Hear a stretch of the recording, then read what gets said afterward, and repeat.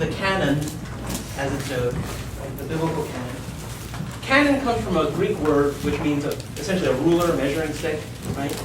And it's come to mean, and the English usage, right, is a list of books that are considered part of sacred scripture by some particular group. Right? And so essentially the canon, when we're talking about the Bible, is the table of contents. And what we'll see is that for Jews and for different groups of Christians, there are some differences. And that in the past there have been even more differences. As I run through these things, I want to give credit to another person on campus, Charles Allen, who actually prepared some of these slides for a class that he taught. And so we shared some things with each other to make our lives easier. And so let me run through something. And don't worry about frantic note-taking for two reasons. One is most of the information, most of the things I'll mention are probably in the introductory essays in the study Bibles that you have. They'll talk about, collection of canon, formation of the Bible, things like that. Second, right, the information is freely available online, right, if you know how to fact check, of course, right? And you're not getting your information from Dan Brown or someplace like that. But third, I'm going to make this available online, right? And so you can always go back and double check it. And so this is basically a fast and furious overview just to get through some of this information. So let's start at the beginning of the process. And the beginning of the process is what scholars tend to call the Hebrew Bible, which corresponds, for the most part, to the Christian Old Testament. We'll talk about what, if anything, is different between the Jewish Bible and Christian Bibles in a moment. But we're going back to a time before Christianity. In fact, I saw some things which were worrying recently online. Somebody shared a snapshot of an image on Facebook of people saying, how can this be the whatever thousand Olympics when it's only the year 2012? Can anyone explain why that's not the way you figure out how long the Olympics have been going on?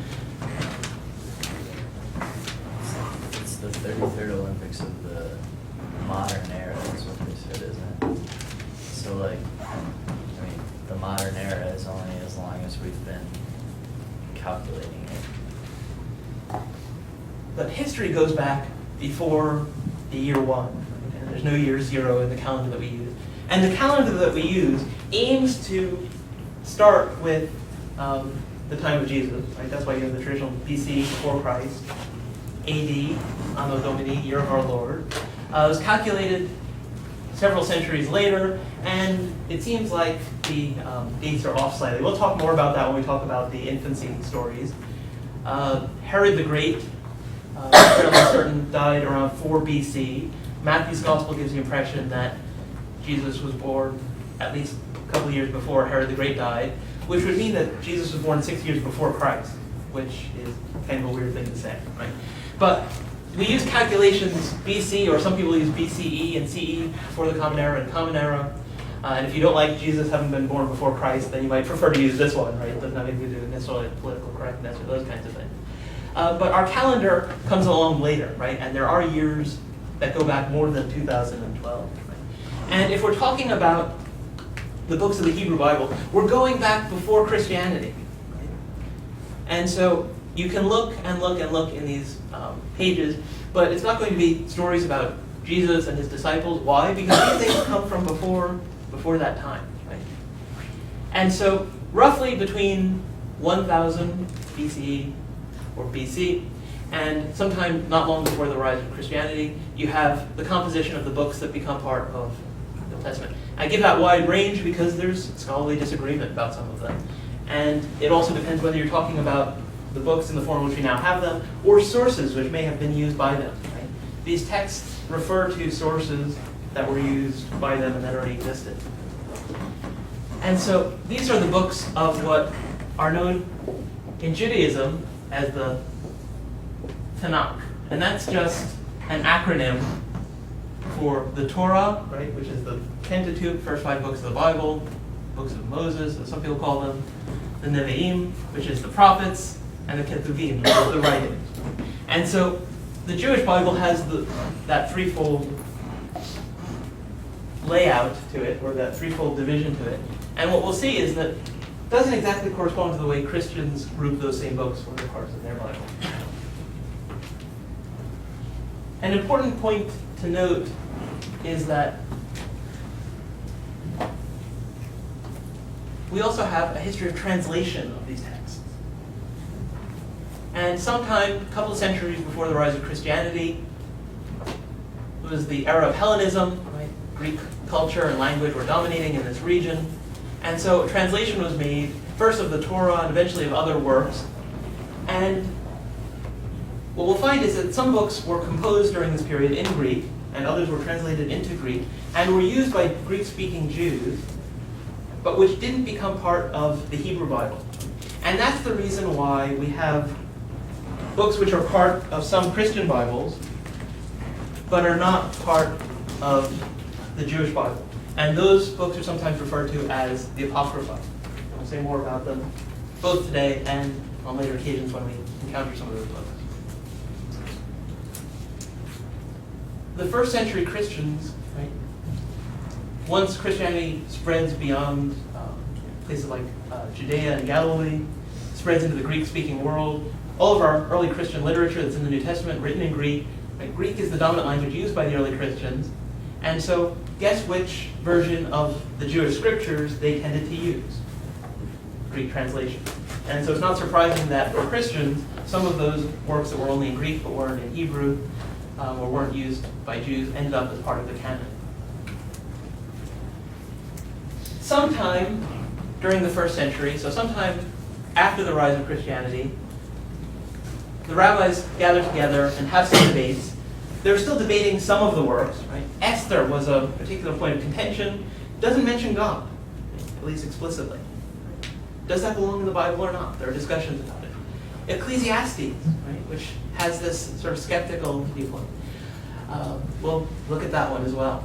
But there were discussions about what to include and what not to include. Clearly, the general collections of these existed before there was any kind of official statement by anyone who had the authority or was considered to have the authority to make a decision about these things, make an official pronouncement. Even in the New Testament, we have reference to the law of the prophets and the writings, or the law of the prophets and the Psalms being the first book of the writing.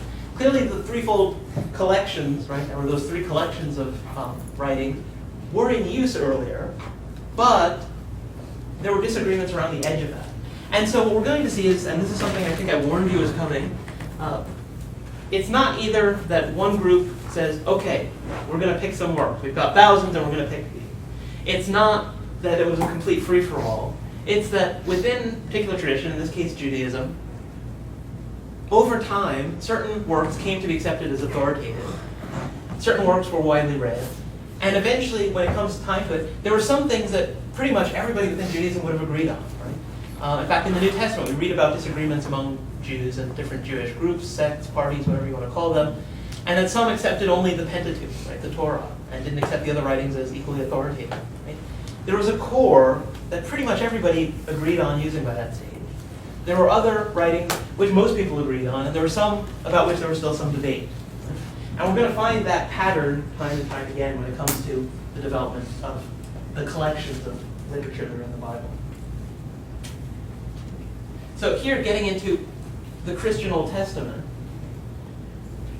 Jerome famously translated the Bible from Hebrew and Greek into Latin, right, for use in Western Europe by Latin-speaking Christians. He knew that by this stage, Jews were only using those works that were on the previous slides, works that are in Hebrew, and wanted to limit the Old Testament to those, which would have left out those works that are known today as the Apocrypha, right? So Tobit, Judith, 1st and 2nd Maccabees, Wisdom of Solomon, Ecclesiasticus or Ben Sira, Baruch.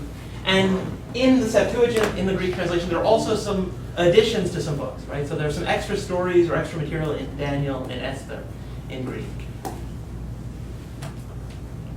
The Pope in that time said that the books which have traditionally been used by Christians should continue to be used, and so it remained. Fast forward to the time of the Protestant Reformation. Martin Luther translates the Bible from Hebrew and Greek into German, right? So he bypasses, right? This was what was controversial about his act of translating the Bible. Bypasses the Latin on the one hand, and also is giving people access to the Bible in their vernacular language. He assumes that since the Jews wrote the Old Testament, there's the correct canon, and so he puts the extra 7 books in an appendix that he calls the Apocrypha. And some Protestants, like Anglicans, accept the Apocrypha, although even there's some debate. Most Protestants don't have these works as part of their Bible. They were historically part of the Bible for most of Christian history. Right? Even the Protestant reformers, when they decided to remove them, it wasn't because, for the most part, right, there were a couple of things that they found objectionable, but as we'll see, Martin Luther found some things objectionable even within works that are actually part of our canon today, or various people's canons today. So he puts them in a separate category, not because he thinks they're dangerous or that people shouldn't read them, but because he's trying to determine what has the status of authoritative scripture for Christians. And so he puts together his list. It'll get really interesting when we look at his views on some of the New Testament works. In 1546, the Roman Catholic Council of Trent reaffirmed the canonicity of all 46 books. And so this is why, if you look at Catholics and Protestants, and of course if we bring Eastern Orthodox churches into the picture, the story gets a little bit more complicated. But this is why Protestants have Bibles that have fewer books in them, in the Old Testament, as Christians call it, than Catholics and Eastern Orthodox Christians do. As I said earlier, right, there are some places that are more reliable to look for information about the formation of the New Testament canon than others. And we're going to see something very similar to what we saw in the case of the Old Testament. It wasn't the case that it's a complete free-for-all, and then you have Constantine comes along and says, hundreds are too many. Right? Pick 4 that make, and according to Dan Brown, pick 4 that present Jesus as divine as possible. The truth is that if that had been the aim, and this had been how things unfolded, there were other gospels that they probably would have chosen to include instead of some of the ones that are in there. But we'll talk more about that when we talk about what's actually in the gospels. Right? In fact, there's a process involved. And one thing which is simply not true is that there wasn't a decision about the canon in or under the auspices of Constantine at all. So what does happen, right? Roughly middle of the 1st century until at the latest sometime early in the 2nd century, and again there's some debate, it may be that all the New Testament works come from the 1st century. Right? This is a range of dates within which scholars have disagreed about and debated about exactly when things were written. Right? But sometime in this period we have the writing of the works of the New Testament. During the same period there are other early Christian writings. Right? The Didache, or the teaching of the 12 apostles as it's sometimes called, often dated to sometime in the vicinity of the year 70.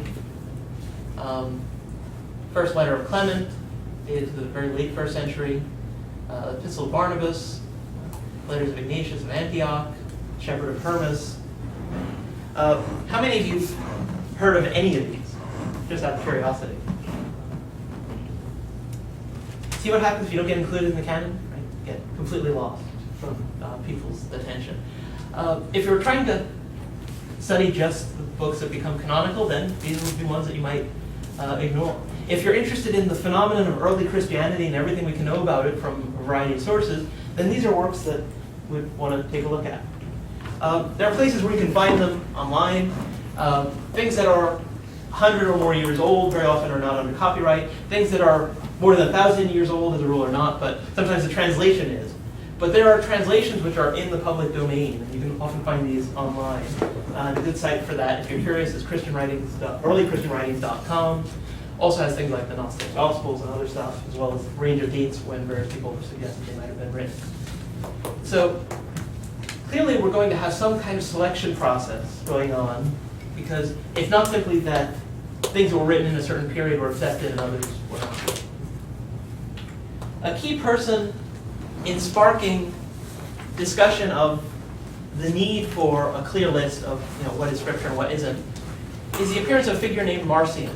And Marcion is famous, or I should say infamous, for having said certain things that sound a lot like what some people say today. How many of you ever heard somebody say, the Old Testament God is a God of wrath and the New Testament God is a God of love, or something like that? Not asking whether you agree with it, but you've probably all heard somebody say something like that. Right? Marcion, right, basically said that there were two gods in the Bible. And so the God of the Old Testament was this cruel, inferior one, and the Father of Jesus is this kind one. And so he took that as his guiding principle.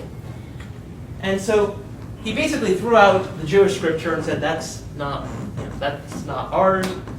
And he made a collection of writings that he focused on and said, these are the ones I accept. He had to edit them because, as you'll see, and even with editing, doesn't manage to omit the fact that there's a lot of stuff in there that doesn't treat what Christians call the Old Testament, right? Doesn't treat the Jewish scriptures, or God is depicted in the Jewish scriptures the way Marcion did, right? But this was his viewpoint, and he made the case for it, and started attracting followers. And so in response to that, there was a need felt to actually come up with a clearer list of texts that were accepted. And there were 4 Gospels, which by this stage were widely used, had been shared among most of the churches that were in fellowship with one another in this period, a collection of Paul's letters, and a few other writings as well. And so what you'll notice here is that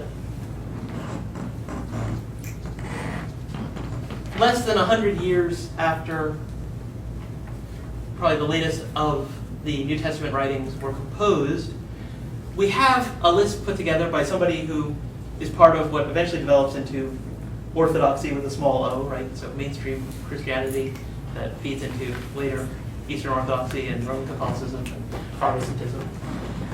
And his list of books that he accepts, and he thinks Christians should accept, largely overlaps with what would eventually be accepted.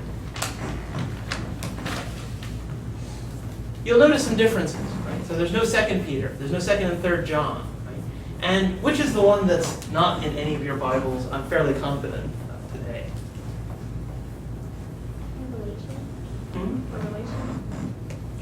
Revelation is in there.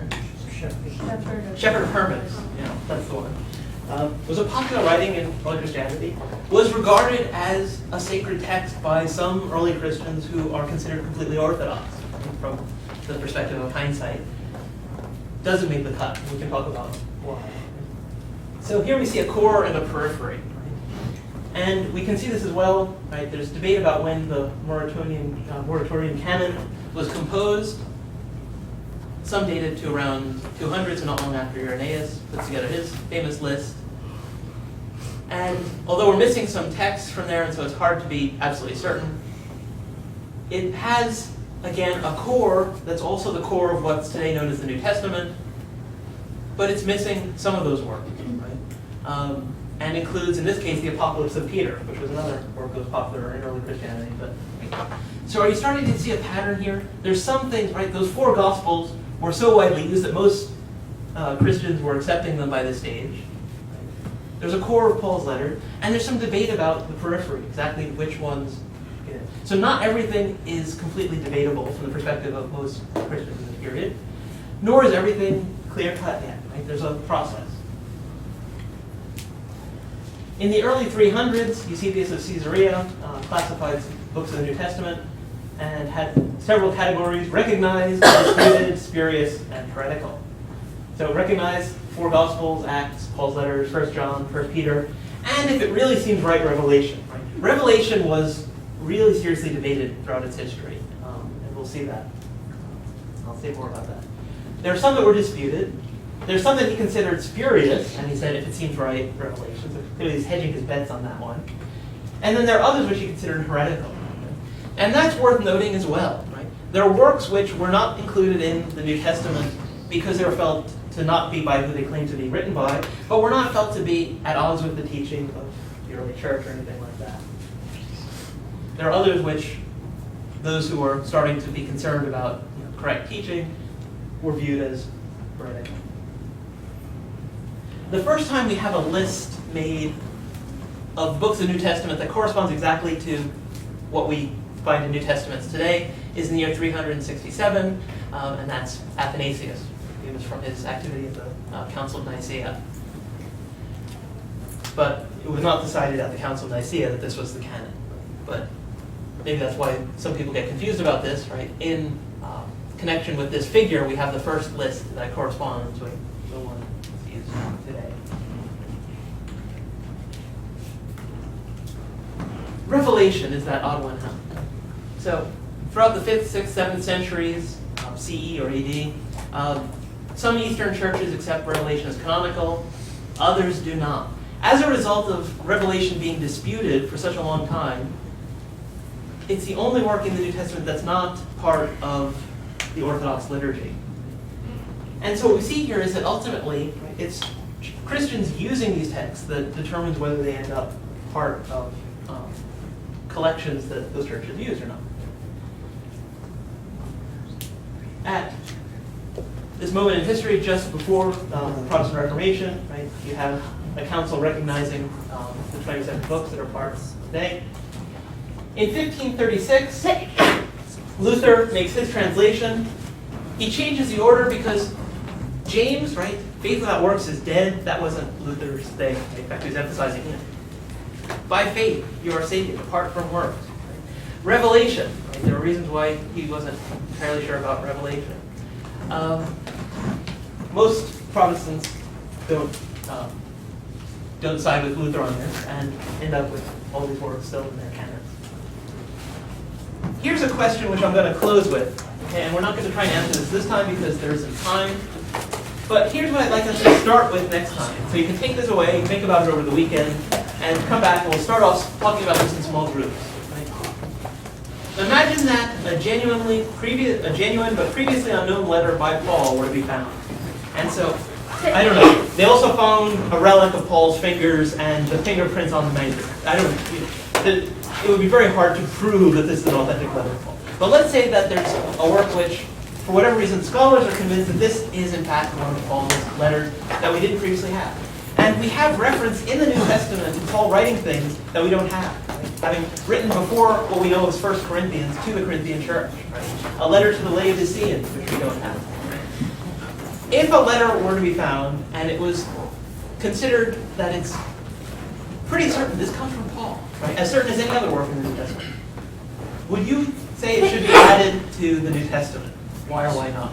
Think about that, and we'll start off next time by talking about that. And then the other thing we'll talk about is, we'll start on the creation stories. So there's reading, let me get the last slide. Right. So for next time, there's some reading from Back to Our Introduction to the Bible, and we're going to start on the creation story. Right? After that initial discussion to finish off talking about the canon. Right? So any questions about the canon, bring them next time. Thoughts about that scenario so we can talk about it. Right? But take a look, right? If some of this information was new to you, and you're like, well, I have a Bible at home, and it doesn't correspond to the same one that other people use. Why? Find out more, right? And come back and talk about those things. Because the key skills we're working on this semester is finding reliable information. And the more you take the opportunity to do that, the more we'll be able to work on those skills. And those will be particularly useful for assignments and the final exam later on. Okay, any questions before I let you go? Okay, you're free to go. Have a wonderful weekend, and see you on Monday.